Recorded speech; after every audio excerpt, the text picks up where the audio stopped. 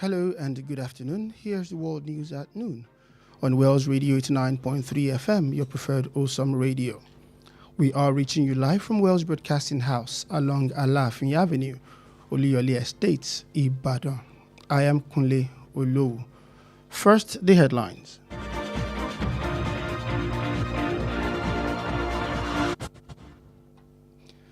Dangote resumes Naira petrol sales, hike price by 140 Naira. Police stop list as ICPC uncovers 908 ghost workers. Liberia records biggest drug bust as police seize cocaine worth $317 million. And in sports, Arsenal's Saliba faces lengthy spell out with back injury. Those are the headlines. Now the news in details.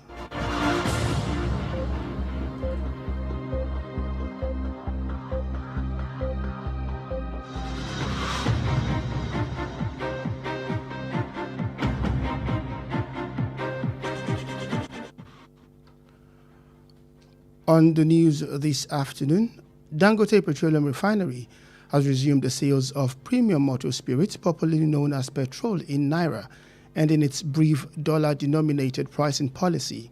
The refinery also increased its ex-depot price by 140 Naira per litre, raising the cost from 1,075 to 1,215 per litre. The refinery had suspended truck loading and switched to dollar pricing last week, a move that unsettled the downstream petroleum market, constrained fuel supplies, and triggered a sharp rise in depot prices across the country. The return to Naira transaction was communicated to petroleum marketers in a notice issued by the refinery's commercial department yesterday, and was also confirmed by industry platform, that is the Petroleum Price NG. The notice further showed that the refinery coastal loading price increased from 1,441,575 to 1,602,495 per metric ton. Industry observers say the latest price adjustment is expected to influence the pump price of petrol, although marketers are yet to announce any changes at filling stations.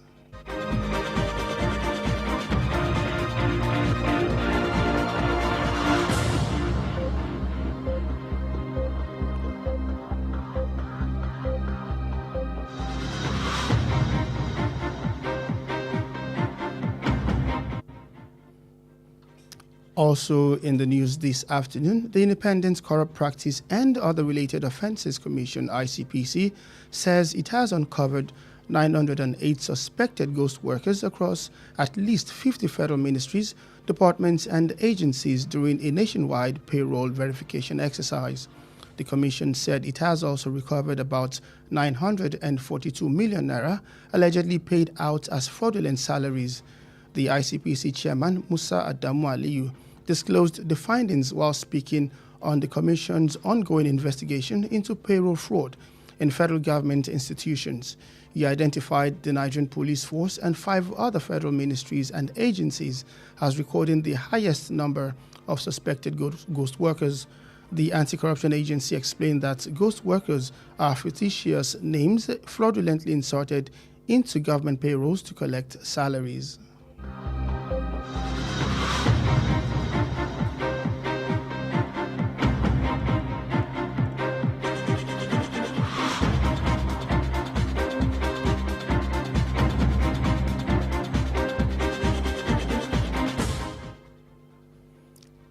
The presidency says a commendation letter from the United States President Donald Trump to Bola Tinubu is evidence that Nigeria's security partnership with the United States is yielding positive results.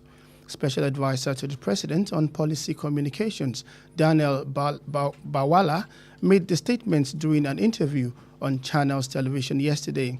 He urged Nigerians to focus on the content of the letter and the progress made through bilateral security cooperation rather than the timing of its release. Bawala added that the letter reflects growing international recognition of the Tinubu's administration's effort to strengthen security, collaboration with the United States, and deepen ties between both countries.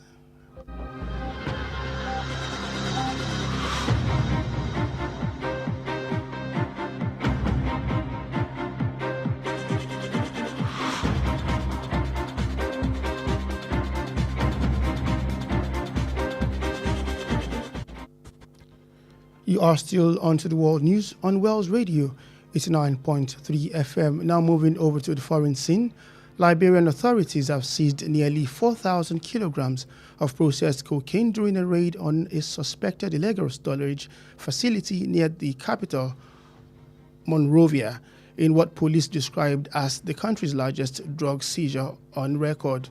Investigators said 3,971 kilograms of high-grade cocaine with an estimated street value of more than $317 million were recovered from dozens of sealed suitcases and boxes found inside a lorry during the operation in Duazon, about 20 kilometers east of Monrovia. Several suspects, including 2 foreign nationals and a number of Liberians, were arrested during the raid. Authorities say investigations are continuing, while formal charges against those arrested are yet to be announced.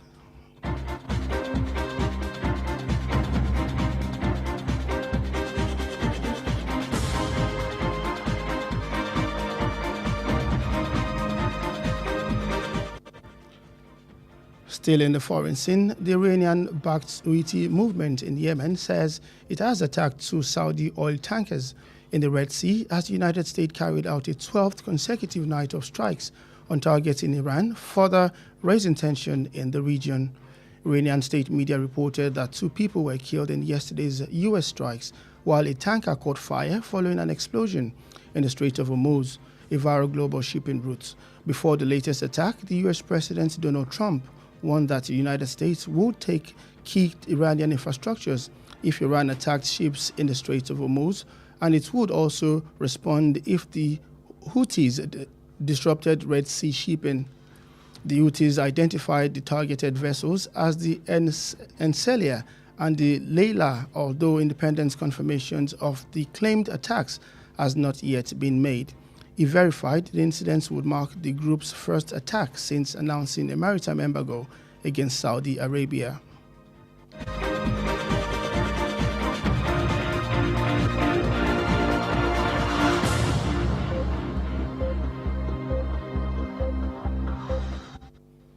Finally, on the foreign scene, the United States and Saudi Arabia have signed what officials described as a landmark agreement to support the development of a civilian nuclear program in the Gulf Kingdom.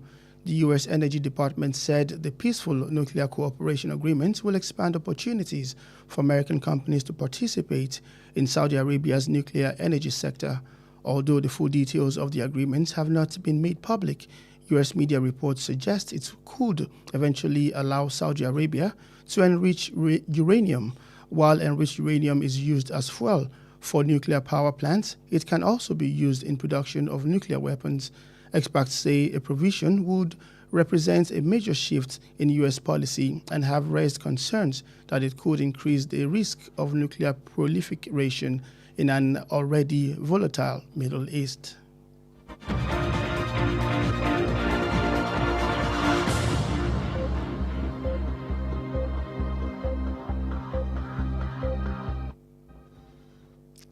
And now to the exciting world of sports, where it is reported that Arsenal have confirmed that defender William Saliba will be sidelined for an extended period after sustaining a back injury while representing France at the FIFA World Cup. The 25-year-old had been managing the problem for several weeks, but was forced off just 30 minutes into France's semi-finals defeat to Spain. After returning to London for further assessments by specialists, the club decided that surgery will not be required. Instead, Saliba will undergo a carefully managed rehabilitation program. The injury also ruled him out of France's bronze medal match against England. Saliba made 50 appearances in all competition for Arsenal last season, helping the club end the 22 years wait for the Premier League title and reach the UEFA Champions League final. And that's it on the World News at noon. But before we end the news, here are the highlights.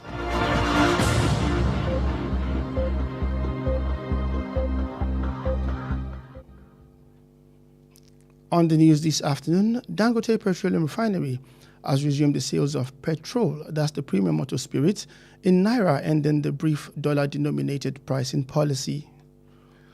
We also said the Independent Corrupt Practice and Other Related Offences Commission, that's the ICPC, says it has uncovered 908 suspected ghost workers across at least 50 federal ministries, departments and agencies during a nationwide payroll verification exercise. Also in the foreign scene, we said Liberian authorities have seized nearly 4,000 kilograms of processed cocaine during a raid on a suspected illegal storage facility near the capital, Monrovia, in what the police described as the country's largest drug seizure on record. And we also reported that the Iranian-blocked Houthi movement in Yemen says it has attacked 2 Saudi oil tankers in the Red Sea as the United States carried out the 12th consecutive night of strikes on targets in Iran, further raising tension in that region. And in the exciting world of sports, we reported that Arsenal have confirmed that defender William Saliba will be sidelined for an extended period after sustaining a back injury while representing France at the World Cup. The bulletin was compiled and edited by Kunle Olowu. Remember to stay tuned with us on all social media platforms at Wells Radio 893. Also like our Facebook page at Wells Radio 893 FM fan page. You can listen live on our website www.wellsradio893.com. Also call or WhatsApp Wells Radio Newsroom on 091-6893-2000 for any eyewitness account. I am Kunle Olowu. Thank you for listening and God bless you.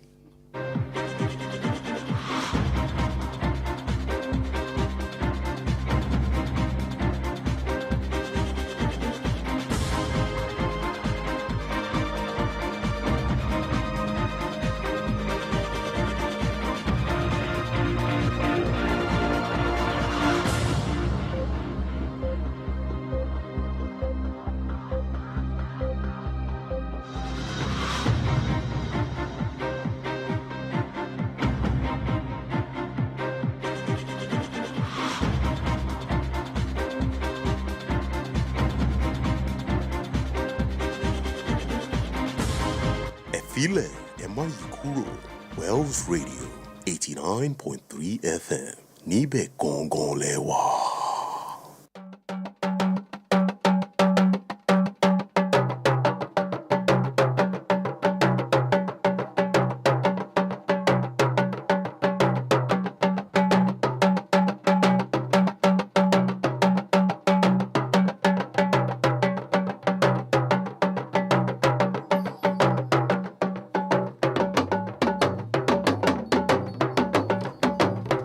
Ẹ káàsán o, àkójọpọ̀ ìròyìn àgbáyé ló ń dé sí ti gbọ̀yìn láti ìkànnì kànga gbọ́nmọ̀gbẹ̀ Wells Radio 89.3 FM tí a kalẹ̀ sí òpópónà Aláàfin Avenue, Olúyọ̀lé Estate, Ìbàdàn.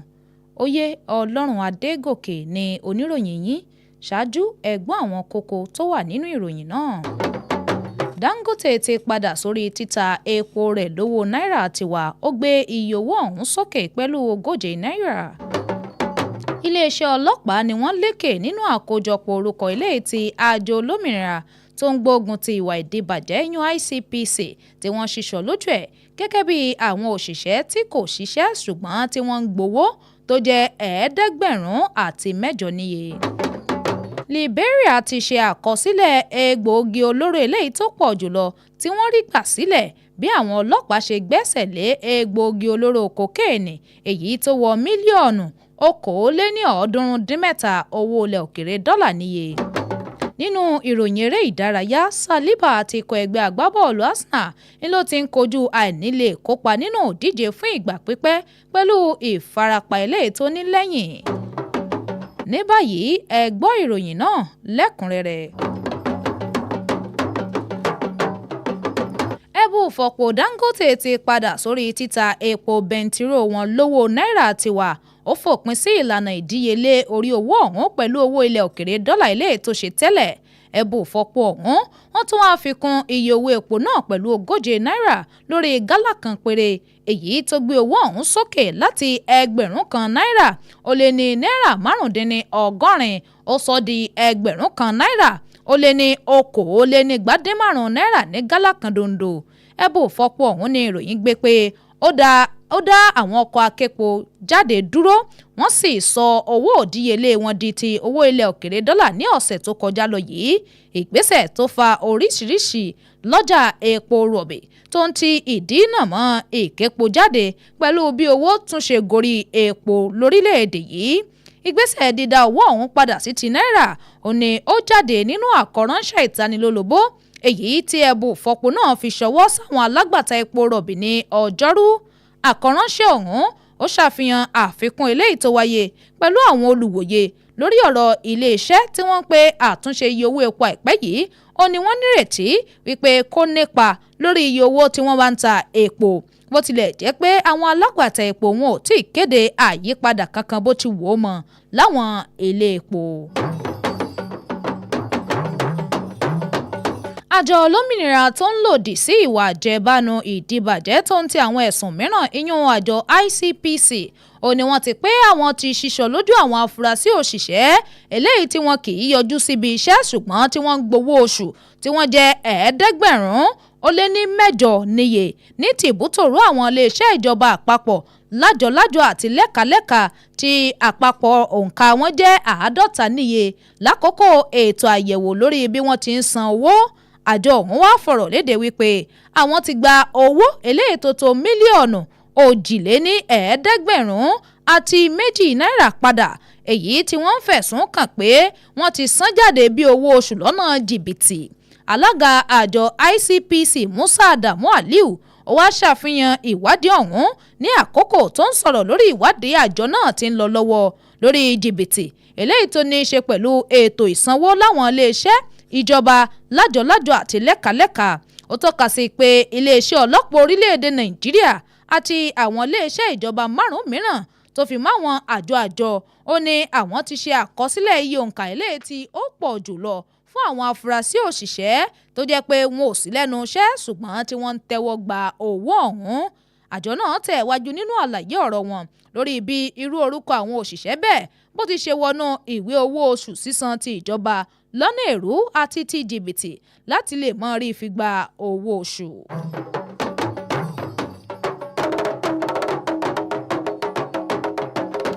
Ìjọba àpapọ̀ orílẹ̀-èdè yìí sọ̀rọ̀ lórí wípé àkọ́ránṣẹ́ lẹ́tà ìgbóríyìn fúnni èyí tó wá látọ̀dọ̀ ààrẹ orílẹ̀-èdè Amẹ́ríkà Donald Trump sí ọ̀dọ̀ ààrẹ Bọ́lá Ahmed Tinubu wọ́n pè ń ló jẹ́ ẹ̀rí wípé àjọṣepọ̀ ètò ààbò orílẹ̀-èdè Nàìjíríà pẹ̀lú orílẹ̀-èdè Amẹ́ríkà ó ti ń sèso rere. Olùdámọ̀ràn pàtàkì sí ààrẹ lórí ìlànà àti ètò ìbáraẹnisọ̀rọ̀ Daniel Bwala ó sọ̀rọ̀ náà lákòókò ìfọ̀rọ̀wánilẹ́nuwò lórí móhùnmáwòrán Channels. Ó wá rọ àwọn ọmọ orílẹ̀-èdè Nàìjíríà láti gbájúmọ́ ohun tó wà nínú àkọ́ránṣẹ́ lẹ́tà ọ̀hún àti ìtẹ̀síwájú eléyìí tó ti ń bá àjọṣepọ̀ ètò ààbò.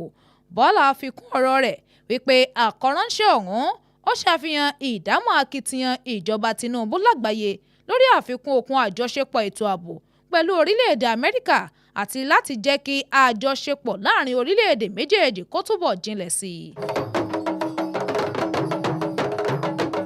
Àwọn aláṣẹ ìlú Liberia níròyìn gbé pé wọ́n ti gbẹ́sẹ̀ lé egbòogi olóró kokéènì èyí tó wọ ìwọ̀n 4,000 kílò lákòókò ìwọ́de àyẹ̀wò tí wọ́n ṣe sí bùbá èyí tí wọ́n fura sí pé ibẹ̀ ò ní wọ́n ń kó àwọn nǹkan tí ò bófin mu sí nítòsí olú-ìlú náà ní Monrovia. Ìṣẹ̀lẹ̀ táwọn ọlọ́pàá ṣàpèjúwe rẹ̀ bí àkọsílẹ̀ eléyìí tó tóbi jùlọ lórí oògùn olóró tí wọ́n gbà kalẹ̀ lórílẹ̀‐èdè náà.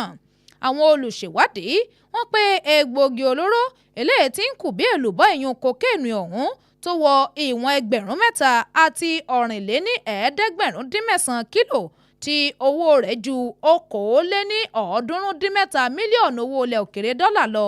Wọ́n ní òun ni wọ́n rí gbà sílẹ̀ látinú ogunlọ́gọ̀ àpótí ìdí ẹrù sí rìnrìn àjò eléyìí tó wà nínú ọkọ̀ akẹ́rù ńlá ní Dawson tó jẹ́ ìwọ̀n ibùsọ̀ 20 sí apá ìlà oòrùn Monrovia. Ọ̀pọ̀lọpọ̀ àwọn afurasí tó fi mọ́ àwọn ọmọ ilẹ̀ òkèrè 2 àti àwọn ará ìlú Liberia lọ́wọ́ bà nínú ìṣẹ̀lẹ̀ náà. Bẹ́ẹ̀ àwọn aláṣẹ wọ́n fọ̀rọ̀ léde wípé ìwádìí sì ń tẹ ọwọ́ iwájú nígbà tí wọn kò tí ì kéde ọ̀rọ̀ nípa fífi ẹ̀sùn kanni nílànà òfin lòdì sí àwọn tọ́wọ́ bọ̀ ọ̀hún.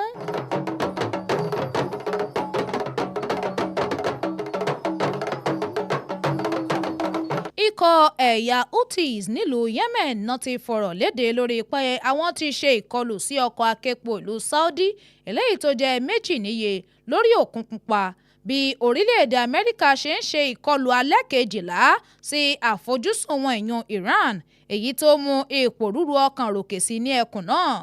Iléeṣẹ́ ìgbóhùnsáfẹ́fẹ́ ìlú Iran fìròyìn léde wípé àwọn ènìyàn méjì ló jáde láyé nínú ìkọlù orílẹ̀-èdè Amẹ́ríkà ní Ọjọ́rú nígbàtí ọkọ̀ aképo ìyún táǹkà tó múná lẹ́yìn ìbúgbàmù tó wáyé ní orí omi ọ̀nà ìkọjá Hormuz tó jẹ́ ọ̀nà pàtàkì tí àwọn ọkọ̀ ojú omi ìṣòwò ń gbà kọjá lágbàáyé. Ṣáájú ìkọlù àìpẹ́ yìí ó ní ààrẹ orílẹ̀-èdè Amẹ́ríkà Donald Trump ti ṣèkìlọ̀ wípé orílẹ̀-èdè Amẹ́ríkà yóò fojú sun àwọn ohun amáyédẹrùn ìlú Iran eléyìí tó bá ṣe kókó bí Iran bá fi lè ṣe ìkọlù sí àwọn ọkọ̀ ojú omi tí bá ń kọjá ní ọ̀nà ìkọjá orí omi Hormuz àti pé àwọn ò tún fèsì sí bí Houthis bá fi lè ṣe ìdíwọ́ fún ìkó ọjà kọjá lórí omi Òkun Pupa. Àwọn Houthis ọ̀hún wọ́n ṣe ìtọ́kasí àti ìdámọ̀ ọkọ̀ ojú omi náà bíi Enzilia àti Leila bó tilẹ̀ jẹ́ pé àyẹ̀wò ìkọlù náà kò tí ì wáyé. Bí wọ́n bá fi ṣàyẹ̀wò rẹ̀ òní yóò jẹ́ ìṣẹ̀lẹ̀ tí ó ṣàmì ìkọlù àkọ́kọ́ ẹ̀yà náà láti ìgbà tí wọ́n ti ṣèkéde ìdènà mọ́ nípa kíkọjá wọlé jáde lórí omi èyí tó lòdì sí Saudi Arabia. Orílẹ̀-èdè Amẹ́ríkà àti Saudi Arabia ni wọ́n ti buwọ́lu ìwé àdéhùn ìrànlọ́wọ́ àtìlẹ́yìn ìdàgbàsókè lórí ètò agbára nuclear tí yóò wúlò fún àwọn ará ìlú ní àwọn ìlú Gulf. Ẹ̀ka tó ń rí sí ọ̀rọ̀ ohun àmúṣagbára orílẹ̀-èdè Amẹ́ríkà sọ̀rọ̀ lórí àdéhùn àjọṣepọ̀ alálàáfíà ètò nuclear ọ̀hún èyí tí yóò mú àǹfààní gbòòrò pọ̀ sí i fún àwọn iléeṣẹ́ orílẹ̀-èdè Amẹ́ríkà láti kópa nínú ètò nuclear ẹ̀ka ohun àmúṣagbára ìlú Saudi Arabia. Bó tilẹ̀ jẹ́ pé ẹ̀kúnrẹ́rẹ́ àdéhùn náà kò tí ì lú jáde síta gbangba, iléeṣẹ́ ìgbóhùnsáfẹ́fẹ́ orílẹ̀-èdè Amẹ́ríkà dábàá wípé àwọn ò fààyè gba Saudi Arabia láti ṣàmúlò ọrọ̀ àlùmọ́ọ́nì uranium èyí tí wọ́n ń lò bí epo rọ̀bì fún ibùdó amúná ohun àmúṣagbára nuclear èyí tí wọ́n tún lè lò fún ìpèsè ohun ìjagun àdó olóró nuclear.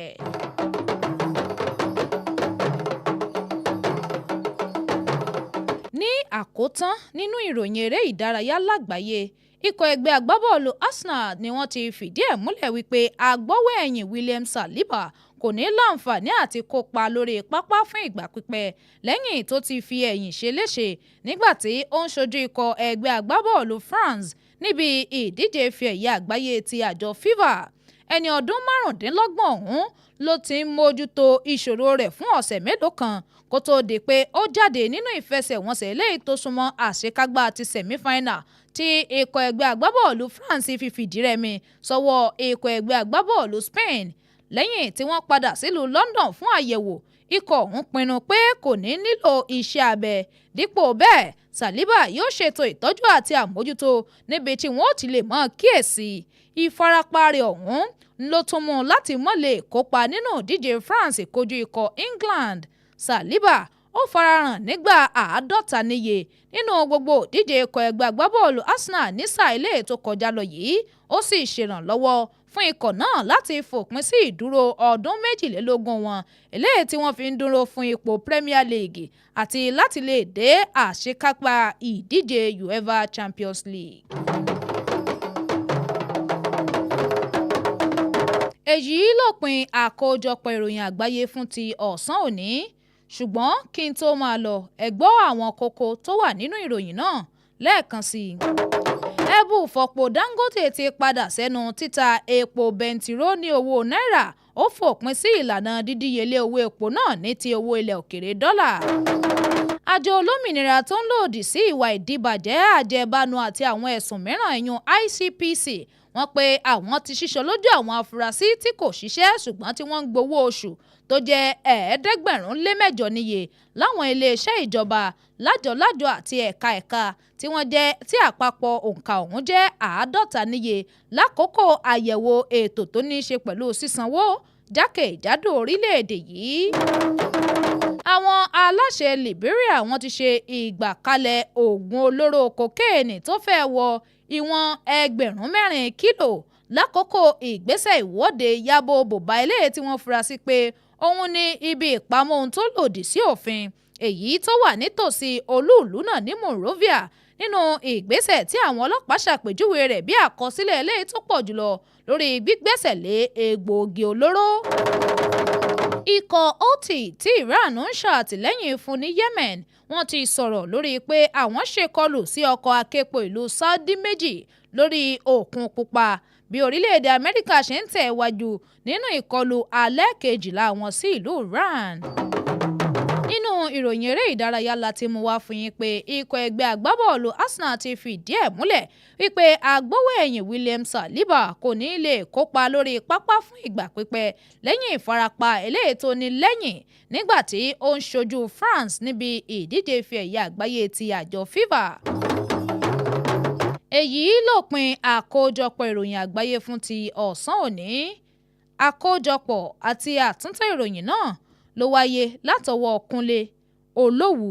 Ẹ darapọ̀ mọ́ wa lójú òpó ayélujára wa gbogbo Wells Radio 893 lójú òpó ìkànnì ìbánidọ́rẹ̀ẹ́ Facebook wa Wells Radio 893 FM fanpage lórí ìtàkùn àgbáyé www.wellsradio893.com fún àwọn ìròyìn eléyìí tó bá ṣojú yín tí ẹ fẹ́ ká nímọ̀ nípa rẹ̀ ẹ kàn sínú kúlù ìkóròyìnjọpọ̀ wa lórí nọ́mbà yìí 09168932000. Oyè Ọlọ́run Adégòkè ni oníròyìn yín. Ẹ ṣeun tẹ́ ń gbọ́ wa o. Ọlọ́run yóò bùkún fún yín. Ẹ kú ìkàlẹ̀.